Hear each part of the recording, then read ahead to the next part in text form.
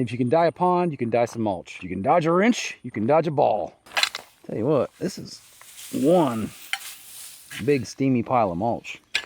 Welcome back, everyone. Adam here with Indy Farm Life. Got about 20 yards of mulch laying here. I'm going to turn this into dyed mulch. And when it's all said and done, I'm going to have dyed mulch for less than $1 a yard, and I'll show you how you can do it as well. So your first question might be, Adam, who needs 20 yards of dyed mulch? Well, not me. I actually could use about 40 or maybe even 60 yards of dyed mulch. I'd love to have about 60 yards of dyed mulch right now. So this is not really for the homeowner who needs like 1 or 2 bags of dyed mulch or mulch in general. But if you're like me and you have rural property and you have mulch beds everywhere, you're gonna love this. And while up by our house, I've used a black rock for our landscaping.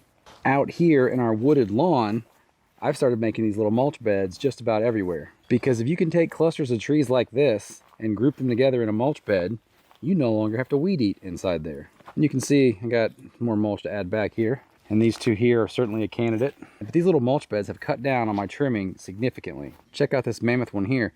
Can't really get a mower up in here. So this turned into an enormous mulch bed.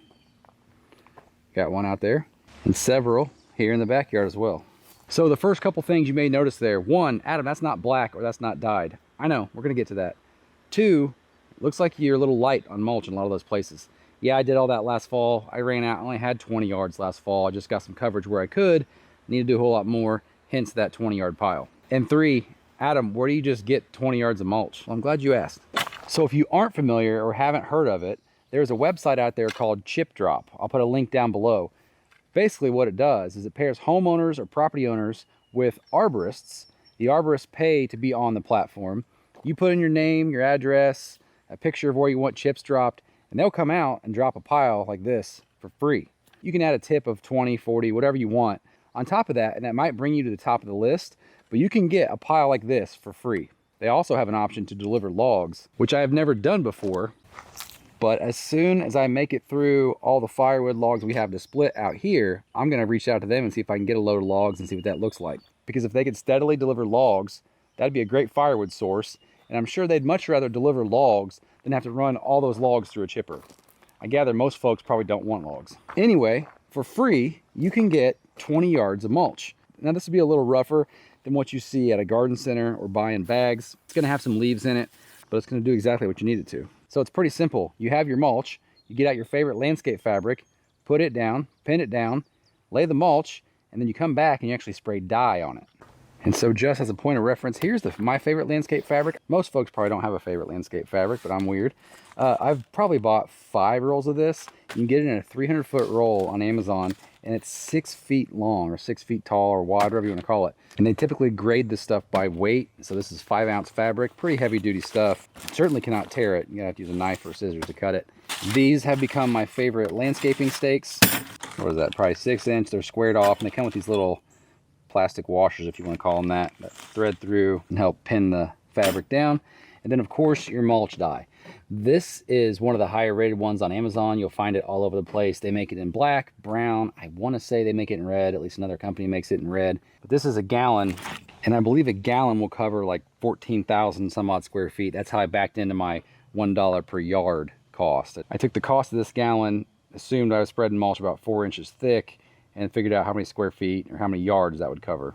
So obviously I haven't dyed any of my mulch yet. However, I'm no stranger to dye. Been dyeing this lovely pond for years. And if you can dye a pond, you can dye some mulch. You can dodge a wrench, you can dodge a ball. So I'm gonna go cover some of those areas that are a little light right now. May open up a few more areas, put down some fabric and get those going. Then we'll test out this dye and see how well it works. One consideration I did have was a lot of this mulch is pretty wet. As soon as you start turning it, it's pretty damp inside still, even though this pile's been sitting here for about 4 or 5 weeks. Everything up at the house has been out, exposed to the sun for a year or so.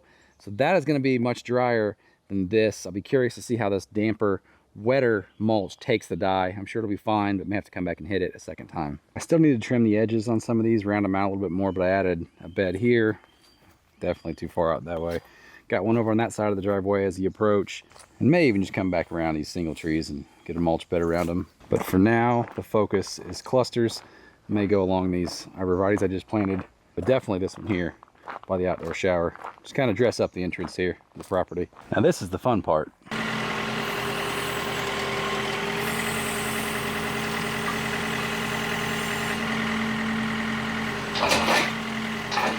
I think I can probably find a more efficient way, don't you?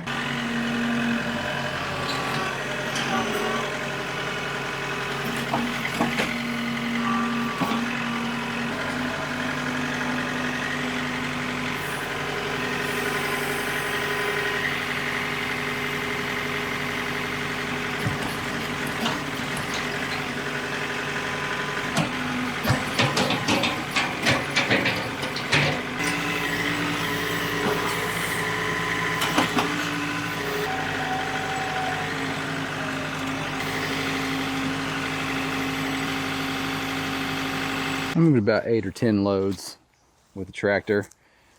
You can see just how much more moisture though is in the new stuff versus the old stuff. So I am a little concerned about how well it will take the dye. I haven't checked to see if there's a surfactant in that stuff or not. I bet that there is.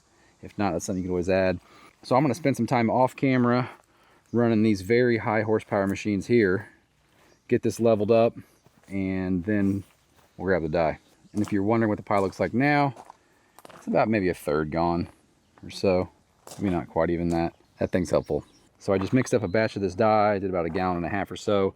On the light end, they say to mix 4 ounces per gallon. 8 ounces is kind of heavy. I went with 6. Got about 1.5 gallons here. Also, if you guys don't have anything like this, get yourself some of these little cups for measuring stuff out for chemicals. Any kind of sprays you're working with, glyphosate, etc. I have a sleeve of these around. Just so much easier than eyeballing stuff. I'll link them below.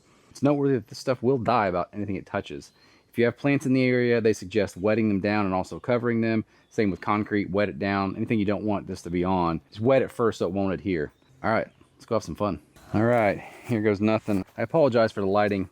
Got some long shadows going on here late in the day. It'll work when you can. You know, I always get nervous when I have like glyphosate. I'm like, oh, I don't want to get it on the grass. It'll, you know, kill the grass. I'm like more nervous about this. I might tighten that nozzle a little bit here.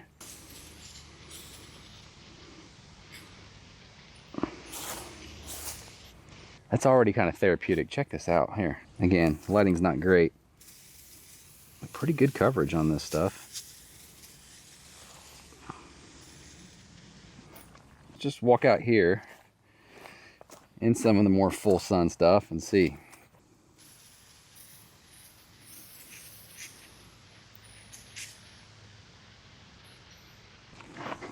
It's like a big shadow.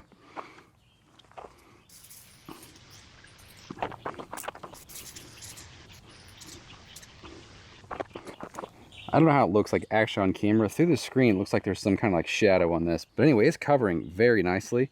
And not that this color, the natural color, looks bad, but the dyed stuff I think is just a little sharper, especially against the backdrop of our home, which has all kinds of dark grays and, you know, black rock, etc. Black hardware on the house. I think the black will just set it off nicer. What's kind of nice about this too is you can go as light or dark as you want. You know, I can still see some flecks of brown through there. If I want to come back and make it, you know, more jet black, I can certainly do that. And if I decide I don't like this, I'm not committed. I'm not married to it. I could easily come out here tomorrow with a pitchfork and just turn this all over. You know, some might say, oh, Adam, you're not getting true dyed mulch because you're only covering the top of it. Yeah, but you know what? I can change colors whenever I want. I can turn this over or add some new to this, no problem, and have it back to natural brown if I want. And plus, it's going to fade anyway at some point. Doesn't need to be perfect either from the distance we're going to be working with, you know. This is one of those things where people aren't walking by your mulch beds every day, at least not kind of where we live. So if it looks black from far away, that's all that matters. It says this stuff's fast drying. I don't know exactly what that means, but you know, how long this stays damp before it's not going to get on your clothes, or how long it will be before it rains. I'm going to carry on, do some more areas, and we'll come back and use this as our test one. Since this is in the dead sun, I think that'll be a good test location. All right, it's been about 15-20 minutes since I sprayed everything. You know, at first I was on the fence as I was spraying it, like, oh, the natural stuff looks so nice. But then when you see the black dye on this stuff and you stand back, it just looks so sharp. Let me get you a better perspective here. So I did these 2 beds and this one here. Again, it doesn't help when they're in the shade. But as you stand back here now, you can see just how much more decorative the black looks than the natural. Seems to cover pretty well. Like I said, this is just one quick coat. The bottle only says to wait a few minutes between coats if you want to coat again, so it dries pretty quickly. And I didn't see it list a surfactant, but it almost absolutely has to have one in there for adherence purposes. Again, shadows aren't doing us any favors there, but I'm impressed. I like it. Any tips or tricks or advice? Well, wear gloves for one. It's dye. I would say get a bigger sprayer, you know, 1.5 gallons, even 2 gallons there. Sounds like a lot, but when you're covering multiple square feet, you know, you're not spot spraying along a driveway. You're spraying, you know, wide coverage. So that'd be one. They recommend a battery powered pump that they have. Probably a nice thing to have because you're going to get even spray consistently and not worry about pumping this thing. Other than that, though, it's pretty easy, just like spraying any kind of other spray. So here we are in one of the backyard beds. I'm not going to spray this right now. I need to mix up more spray and finish the front. But I wanted to highlight the fact that we've got a little bit of greenery in here growing in the mulch. It's not down through the landscape fabric. It's just growing in the mulch. So one thought I had was I could probably add some glyphosate to that and spray alongside the dye. Knock out any growth and dye at the same time. Now I realize most folks probably can't do that. I'm simply just putting mulch down around trees that are well-established trees so I don't have to weed eat around them. I'm not really planting flowers or anything else that I need to worry about getting glyphosate on. But still an option if you're going to do something like that. Whether you dye the mulch or not, or you just want mulch, if you didn't know ChipDrop exists, go give them a look. Like I said, you can get a pile like this for free. Now the one caveat is they're going to show up with a pile like this and you have to take it. Like this is what you get. Whatever truck shows up is what you get. So you're going to get a lot of material. Just be ready for that. And like I said, as soon as I run through all my firewood logs over there, I'm going to put in a request for some logs from ChipDrop because you can specify whether you want wood chips, logs and wood chips, or all logs. So I'm going to request some logs at some point and see if we can't use that for firewood. Because honestly, those chips are nice to have for a multitude of things. Mulch beds, sure. I'm going to walk out here and show you guys this swing set. We just put it underneath the entirety of the swing set. I rolled out 2 of those giant rolls of that landscape fabric. Got 12 feet wide. Brought the tractor in here, put up a number of wood chips. And again, we got a little growth inside the wood chips now, so need to come out here and weed that a little bit.